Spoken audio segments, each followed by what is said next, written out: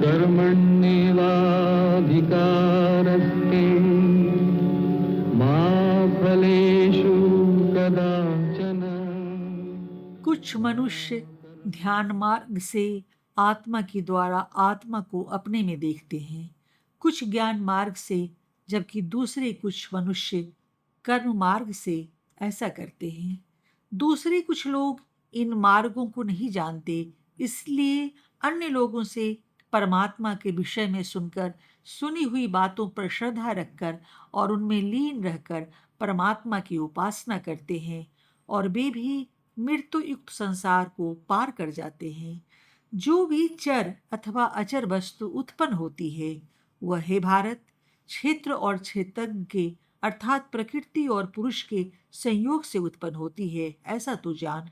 जो मनुष्य अविनाशी परमेश्वर को सारे नाशवान प्राणियों में समभाव से बसा हुआ जानता है, वही उसे पहचानता है। जो मनुष्य ईश्वर को सर्वत्र समभाव से स्थित देखता है, वह स्वयं अपना घात नाश नहीं करता और इस कारण परम गति को प्राप्त करता है। अर्थात ईश्वर को समभाव से सर्वत्र स्थित देखने वाला मनुष्य स्वयं उसमें विलीन हो जाता है और दूसरा कुछ नहीं देखता। इस कारण यह विकारवश नहीं होता। इसके फलस्वरूप वह मोक्ष प्राप्त करता है तथा अपना शत्रु नहीं बनता। सर्वत्र प्रकृति ही कर्म करती है, ऐसा जो समझता है और इसलिए आत्मा को अकर्ता मानता है, वही सच्चा जानकार है।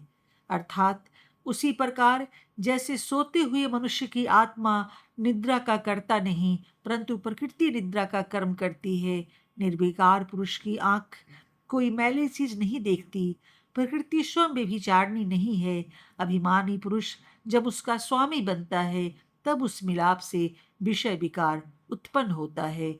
जब वह जानकार जीवों के अस्तित्व को अलग होते हुए भी एक में ही स्थित देखता है और संपूर्ण विस्तार उस एक में से ही हुआ है, ऐसा समझता है, तब वह ब्रह्म को प्राप्त होता है।